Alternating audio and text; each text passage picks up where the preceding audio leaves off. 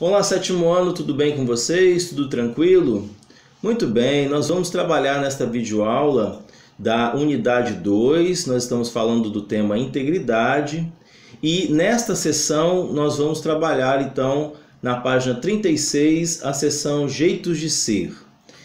Nós já vimos em outras partes, em outras sessões do nosso livro, falando então um pouco sobre a história de José do Egito, como ele foi parar, ele e a sua família no Egito, devido a, entre outras coisas, devido à forte seca, e também porque José havia sido vendido pelos seus irmãos como escravo. E agora nós vamos falar um pouco, nesta sessão, conhecendo um pouco mais da civilização e da religião, principalmente da religião egípcia. Para a gente entender um pouco melhor como a religião do Egito e seus deuses são constituídos, a gente vai então ver, antes de entrar propriamente no livro, a gente vai ver então alguns slides falando um pouco sobre essa religiosidade, algumas características, e nós vamos começar falando principalmente sobre os principais deuses egípcios. Vamos lá então? Muito bem. Então, falando em relação à religião do Antigo Egito, nós temos como principais deuses que compõem então a religião que é politeísta, que tem como característica a adoração de vários deuses. Nós temos alguns deles aqui. O primeiro deles aqui é o Osíris, que é o deus da vida após a morte. Inclusive é o Osíris que preside o julgamento final. Assim que a pessoa morre, ela é levada então para um grande tribunal onde ela é julgada. Então Osíris é esse juiz que vai presidir esse tribunal e esse julgamento. Ele também é o deus do recomeço também, Osíris, que é a deusa da maternidade também, da magia e da fertilidade, também muito cultuada não só no Egito, mas também entre os gregos. O Horus, que é o deus da vingança, do céu, da proteção e da guerra. O Thoth, que é o deus do conhecimento e da sabedoria. O deus Ra é o deus Sol, inclusive a representação dele vem acima da sua cabeça com o sol chamam do sol do meio-dia, o sol mais forte, representado então por um círculo laranja. Depois nós temos o Seth. O Seth é o deus das tempestades, do deserto, e também do caos, da desordem. Depois nós temos o Amon, ou Amun, depende da tradução, que é o rei de todos os deuses e também o deus dos ventos. Nós temos o Ptah. Ptah, que é o deus da criação, das artes e da fertilidade. É claro que nós estamos falando de uma das tradições do Antigo Egito. Nós tínhamos pelo menos 3 grandes centros religiosos e, dependendo do centro religioso, isso muda um pouquinho, Então, o deus Ptah, é o deus da criação para um determinado centro religioso egípcio. Para outros, você vai perceber que você vai encontrar outros deuses também chamados de deuses da criação, ou deusas, também. Então, o Hathor é o deus do céu, do amor, da beleza e da música. O Sekhmet é a deusa do fogo e também a deusa da guerra e da medicina. O Anubis é o deus então protetor dos mortos, e também é aquele responsável pelo processo de preparação dos corpos, chamado de embalsamamento, que nós vamos ver também, aparece no nosso livro-texto.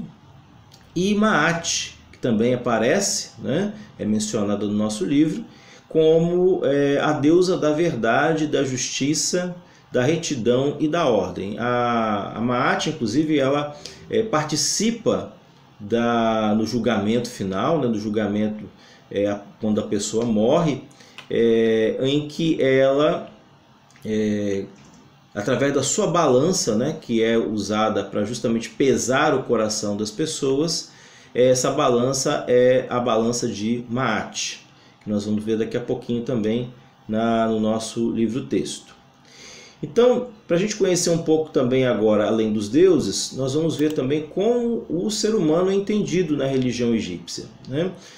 O ser humano, ele é formado, segundo, né, a tradição, a mitologia egípcia, ele é formado de algumas partes que nós vamos conhecer agora. A primeira parte é o corpo físico, né, chamado de Kat, e que, lógico, né, por ser um corpo físico, ele se desintegra, né, após a morte, né, ele perece, né, e é a parte dos mortais, né, visto que os deuses, né, os semideuses, né, eles, como são imortais, eles não têm essa parte física, né, mas que isso é resolvido.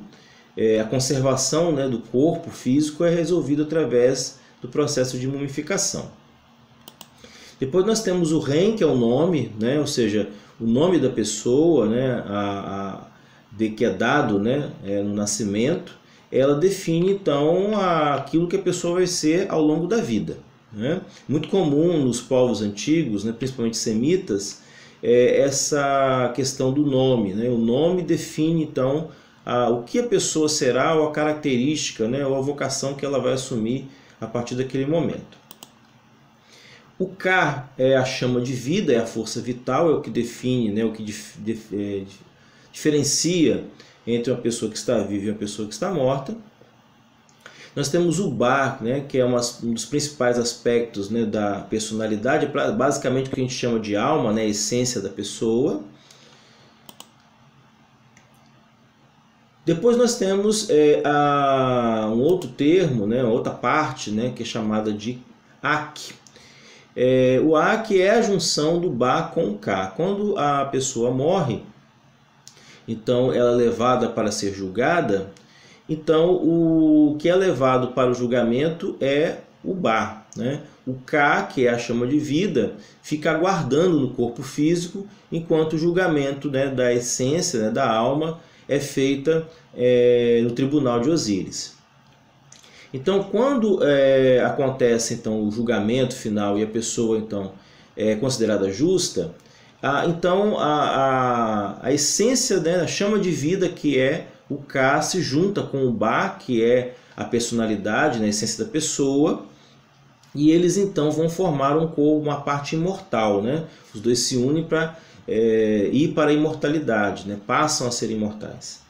E aí eles vão entrar dentro, né? Eles vão ser colocados dentro de um corpo imortal, né? Que é chamado de Sahu, que é o corpo espiritual, o corpo imortal. Então o Sahu, após o julgamento de Osíris, é então levado nesse corpo, né? Que tem o Ak, né? Que é a junção dos dois, né? Da essência e da chama de vida.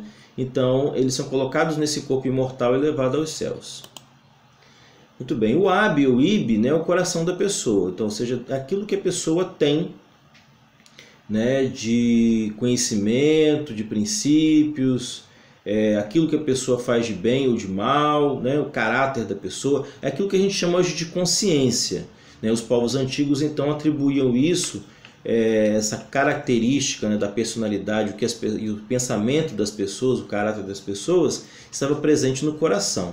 Então é um órgão aí, né, importantíssimo, né, principalmente no julgamento, é o coração que é pesado, né, que é colocado na balança.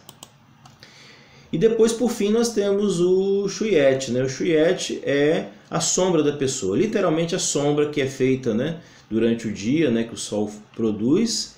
Eles consideravam como também uma parte da pessoa, fazendo parte desse ser, né, humano, fazendo parte da pessoa humana.